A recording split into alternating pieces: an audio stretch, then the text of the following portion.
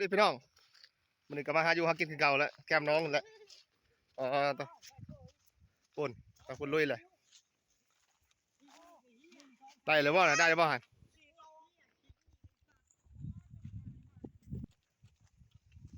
ตีได้ปลาเนาะ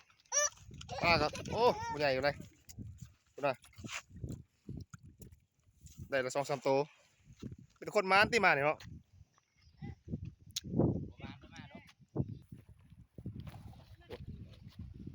คนม้านเนี่ยได้จับปลามานะจับมาเด้จับไว้โน่จับไว้เอาโน่จับเลย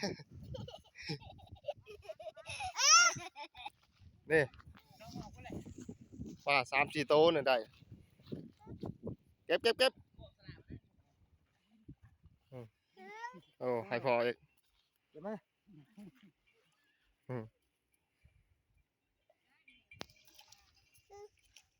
คนลงเอาเนาะทุกว่าสลามคุณก่อนตัวนี้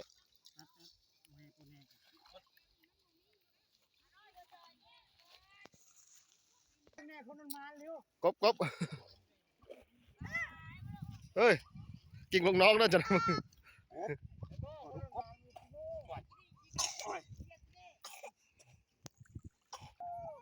ได้แพ้ป่ะ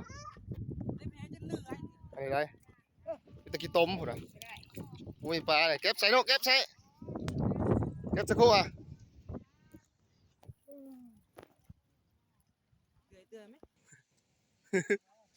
โอนให้กำลังใจหน่อยกันเลยเอาพี่ไปดิ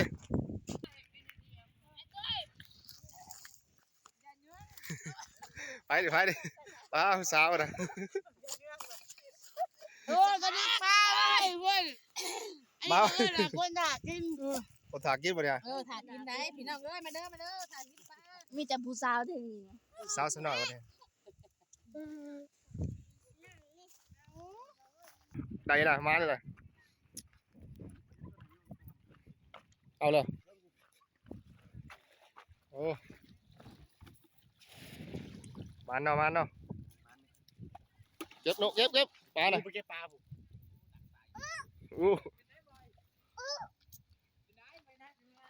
ลงสอนไหมไปซิวอ่ะขอเสื้อนะจะได้เร็วสอนฮะบ่ได้แล้วเนาะแดงก็ขาดลายเลยผมพอจะกินยอดแยงกันเลยเบิดแนวเลี้ยงพอจะกินอยู่วันนี้เนาะ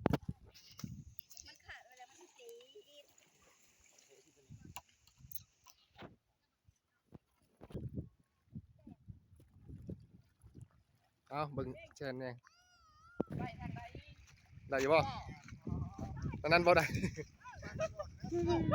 ปลาเบิ่งแยงมันตัดสแตกเลยโอ้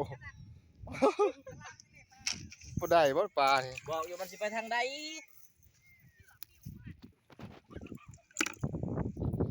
คนประมาณบ่ได้โอ้นั่งคนประมาณนี่กัน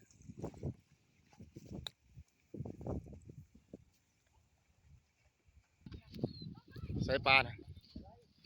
ปูก็เอานี่เอาหมดนี่กระปูแล้วมันยามหอยก็เอาแล้วเอามากินหอยกัน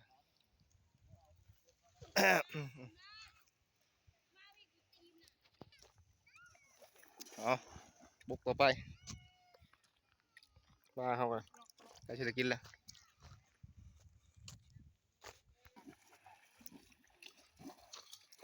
ตัวเดียวนี่โอ้วันละ2วันละโตก็พอแล้วมาเบิ่งเพิ่นกู้แห้งวันนี้ได้จากโตเด้วันนี้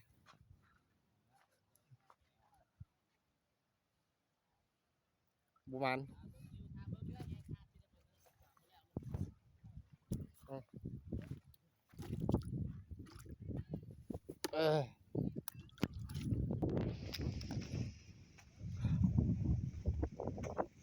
พอก่อนลงกันไปเลย